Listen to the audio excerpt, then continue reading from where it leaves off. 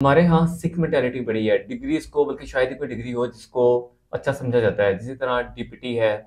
तो डीपीटी के हवाले से अपने एक्सपीरियंस में चाहूँगा कि आप शेयर करें कि डीपीटी के थ्रू आप कैसे बाहर गए और इस डिग्री की वर्थ बताएँ हमें। क्योंकि हमारे यहाँ आपको पता ही है किसी भी डिग्री को अच्छा ही समझा जाता है, डीपीटी क्या है? अच्छा, इसमें ना एक चीज़ है कि स्कोप डिग्री का नहीं होता, स्कोप इंसान का होता है। आपने बहुत से मैकेनिक ऐसे देखे होंगे जो कि काबिल होंगे, बहुत से ऐसे देखे होंगे जहाँ पे टाइम ही नहीं मिलता होगा, बहुत से कार वॉश ऐसी है जहाँ पे टाइम नहीं मिलता, बहुत से हेयर ड्रेसर ऐसे हैं, हेयर सैलून्स जहाँ पे आपको ज़्यादा पैसे दे के अच्छा एनवायरनमेंट दे के बैठना पड़ता है या वेट करना पड़ता है।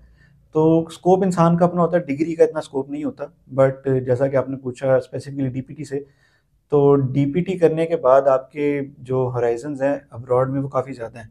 आप यूरोप में जाएँ स्टडी करने, तो वहाँ पे आपने लैंग्वेज सीखनी है तो आप वहाँ पे अपना लाइसेंस लेके अपनी जॉब कर सकते हैं। अगर मैं आपको सैलरीज़ का एक थोड़ा-सा आइडिया देना चाहूँ तो यूरोप में सैलरीज़ फिजियोज़ की स्टार्ट होती है आई थिंक 2000 यूरोज़ से, जो कि मिनिमम है, and it goes up to 4500 euros पर मंथ। अगर मैं बताऊँ आपको यूएसए की साइड पे, तो यूएसए का एग्ज़ाम होता है एनपीटीई, नेशनल फिजिकल थेरेपी एग्ज़ाम, और कनाडा का होता है PC, physiotherapy competency exam Canada. तो अगर आप ये दोनों एग्ज़ाम्स क्रैक करते हैं तो आपकी I think so $10,000 per month salary होती है। और इसी तरह ऑस्ट्रेलिया है, कनाडा है, आयरलैंड है, आपका यूके है, न्यूजीलैंड है हुँ। जहाँ मैं जा रहा हूँ। तो काफ़ी स्टेट्स में जैसे यूके है उसमें आपको एग्ज़ाम भी नहीं देना पड़ता। बट जहाँ पे आपको एग्ज़ाम नहीं देना पड़ रहा वहाँ पे नंबर ऑफ़ एप्लीकेंट भी ज़्यादा जॉब के लिए।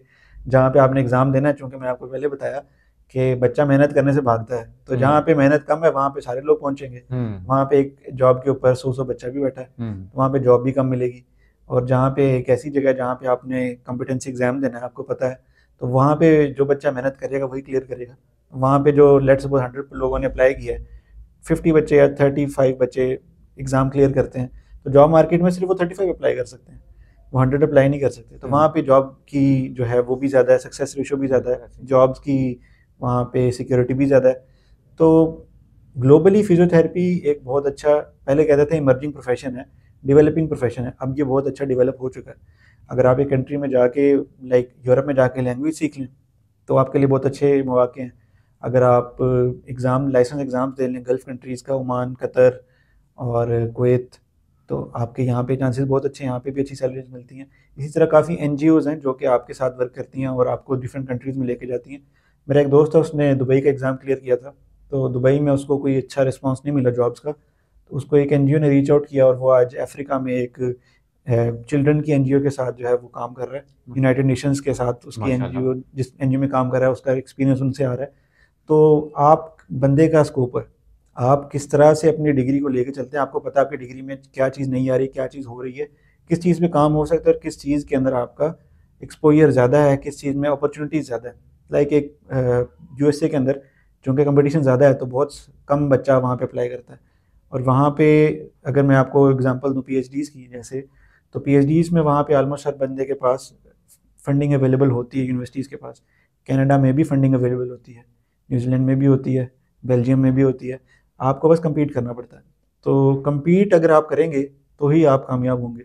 और मेडिकल फील्ड्स, वेटनरी मेडिसिन हो गई, डीपीटी हो गई, फार्मडी हो गई, एमबीबीएस हो गई, बीडीएस हो गई, ये सब चीज़ें वो है जहाँ पे आपका काम बोलता है। अगर आप एवरेज जो हैं और आपको नहीं पता आप क्या कर रहे हैं, तो आप ये एक्सपेक्ट ना करें कि आप बाहर जाके भी एक अच्छी लाइफ गुजारेंगे। बट अगर आप अपने आप को कॉम्पिटेंट रखते हैं, आप अपनी कंटिन्यूस प्रोफेशनल डेवलपमेंट कर रहे हैं, आपके स्किल्स अच्छे हैं, आपकी प्रेजेंटेशन अच्छी है, आपका पेशेंट कम्युनिकेशन अच्छा है, पेशेंट सेटिस्फेक्शन सही, रेशो अच्छी है, सही। रिसर्च अच्छी है, तो ये जितने बड़े-बड़े कंट्रीज़ हैं, ये सब आपके साथ काम करने में ख्वाहिशमंद होंगे। सही। तो इसमें डिमोटिवेशन भी आती है जब स्टूडेंट्स पढ़ रहे होते हैं फिज़ियो के हवाले से, तो बाहर के ममालिक में और यहाँ के कल्चर में कुछ फ़र्क आपने देखा हो? अच्छा, कल्चरल जो डिफरेंसेस हैं वो काफ़ी ज़्यादा हैं, बट ऐसे है कि बाहर यूजुअली हर बंदा थोड़ा-सा लेड बैक एटीट्यूड रखता है, क्योंकि उन्हें पता है उनकी गवर्नमेंट उनको सपोर्ट कर रही है। अगर उनके पास जॉब नहीं भी होगी गवर्नमेंट उनको सपोर्ट करेगी। यहाँ पे ऐसे नहीं है। यहाँ पे हमारी चूँकि इकोनॉमी इतनी स्ट्रॉन्ग नहीं है, तो हमारा एक परसेप्शन है कि हम निकलते साथ हम जॉब करें, हम गाड़ी में बैठ के जाएँ, हुँ। दफ्तर हो, ये हो, वो हो। तो वो चीज़ हमें यहाँ पे नहीं मिल रही, किसी भी डिग्री वाले को नहीं मिल रही। या अगर डिग्री बंदा कर रहा है तो उसके बाद बेसिक पे 50,000 स्टार्ट हो रही है आई थिंक बैचलर्स की। हुँ। तो वो कई केसेस में अब तो एक फैमिली चलाने के लिए काफ़ी नहीं है। तो आपको, मैंने अगेन कहा, आपको मेहनत करनी पड़ेगी। आपको अपने आप सही। को मेजॉरिटी से सेट अपार्ट करने के लिए कुछ ना कुछ करना पड़ेगा जो कि बताए कि हाँ भाई ये सारे मेजॉरिटी है और ये बंदा है। सही। तो आपको स्टैंड आउट करना पड़ेगा, चाहे वो आप अपनी कम्युनिटी में कर लें, यहाँ पे अच्छा एक्सपीरियंस है, आपका पेशेंट सेटिस्फेक्शन रेशो अच्छी है, आप प्राइवेट प्रैक्टिस खोल लें। प्राइवेट प्रैक्टिस में यहाँ पे आज भी बहुत ज़्यादा पेशेंट है। होम विजिट्स में काफ़ी बच्चे हैं, मेरा एक दोस्त है सिर्फ होम विजिट्स करता है, ही सही। मेक्स लाइक 5 फिगर्स ईच माशाल्लाह। मंथ। तो स्कोप हर जगह हर होता है, जगह पे होता बस है। इंसान को जो है ना वो करना ढूंढना पड़ता है। सही। अच्छा, हमारे यहाँ ना लोग जो हैं, अब डॉक्टर्स जो हैं, डॉक्टर्स प्रिस्क्राइब कर देते हैं। हमारे यहाँ लोगों को अवेयरनेस नहीं है इस हवाले से। पता ही, हम जिस एरिया में बैठे हुए हैं शायद फिजियो का पता भी बहुत कम लोगों हम्म। को होगा। तो इस और डॉक्टर्स के पास भी जाते हैं, डॉक्टर्स मैंने खुद पर्सनली भी इस हवाले से देखा है कि वो फिजियो को कुछ खास समझते नहीं है। हम्म। तो इस हवाले से बताएं, अवेयरनेस की कमी है या डॉक्टर्स के साथ, क्योंकि वहाँ पे उसने मेडिसिन भी लिखनी है और आपका एक प्रोफेशन ऐसा है कि जिसको आप बगैर मेडिसिन के डील कर सकते हैं। ऐसे ही है। तो इस पर रोशनी डालें जरा। अच्छा, इसमें सीन ये है कि जो लेटेस्ट एविडेंट रिसर्च है ना, बाहर जो लेटेस्ट प्रैक्टिसेस हैं, उसमें एक ऑर्थोपेडिक डॉक्टर और एक फिजियोथेरेपिस्ट एक ही टीम का पार्ट होता है। सही। जहाँ पे ऑर्थोपेडिक डॉक्टर का काम होता है कि वो उसके माइलस्टोन्स को देखता रहे कि ये बेटर हो रहा है या नहीं हो रहा है, इसकी कॉम्प्लिकेशंस क्या आ रही हैं, इसकी पेन परसेप्शन ठीक हो रही है, इसकी पेन इंटेंसिटी कम हो रही है या नहीं। फिजियो का काम होता है कि उसकी जो लिम्ब अफेक्ट हुई है या उसको जो भी न्यूरोलॉजिकल डिसऑर्डर है वो उसको एक्टिविटीज़ ऑफ डेली लिविंग की तरफ नॉर्मल कर रहा है कि नहीं कर रहा है। या अगर लेट सपोज एक बंदा है, उसकी एसीएल की रिकंस्ट्रक्शन हुई है, उसकी स्पोर्ट्समैन था, सही। तो एक उसका एसीएल सर्जरी हो जाए अगर, तो उसके बाद वो एक्सरसाइज नहीं करेगा तो he can never perform to his optimal level, या जो उसका प्रीवियस लेवल था उस तक वो नहीं जा सकता।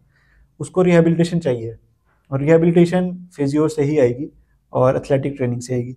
वो एक क्लोज रूम में बैठ के सिर्फ मेडिकेशन खाने से नहीं आएगी। तो ये परसेप्शन अगर कहूँ तो ये थोड़ा आहिस्ता आहिस्ता चेंज होगा, और ये गुड प्रैक्टिस से चेंज होगा।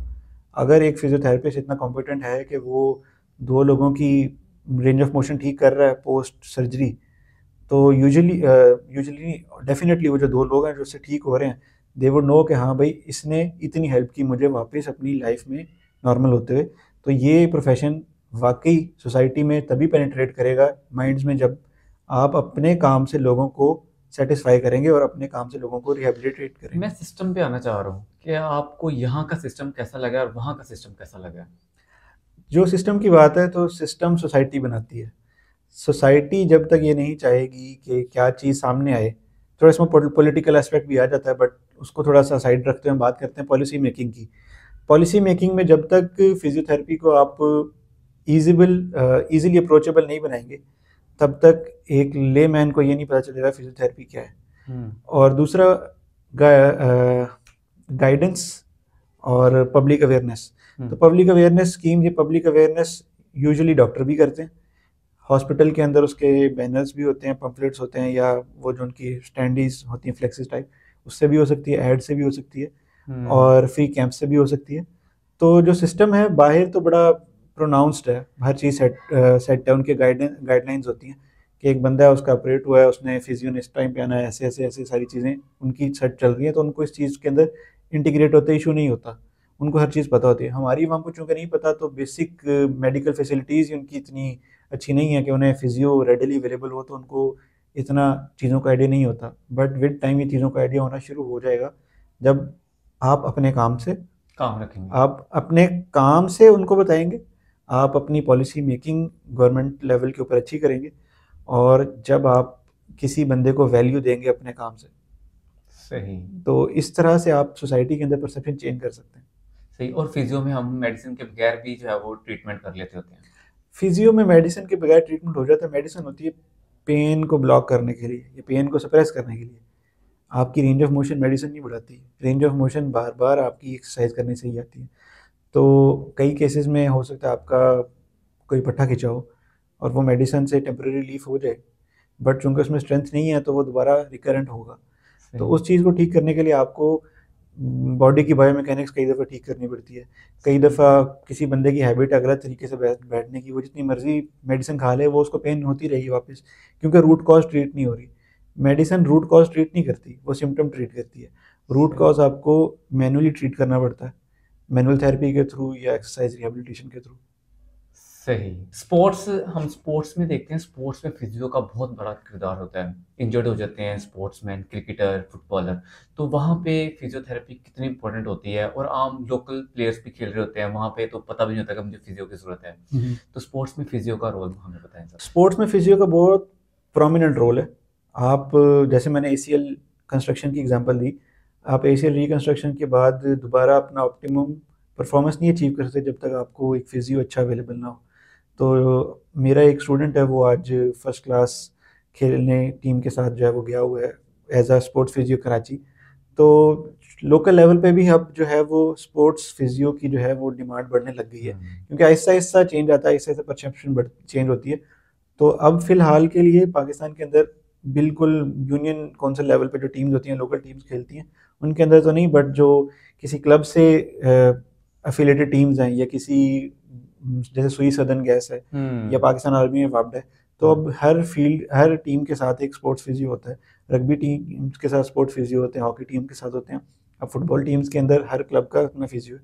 तो एक स्पोर्ट्समैन के लिए अपना ऑप्टिमम परफॉर्मेंस लेवल मेंटेन करने और इंजरी से वापस अपने पीक लेवल पर आने के लिए स्पोर्ट्स फिजियो की नीड इस टाइम पे डायर है। सही।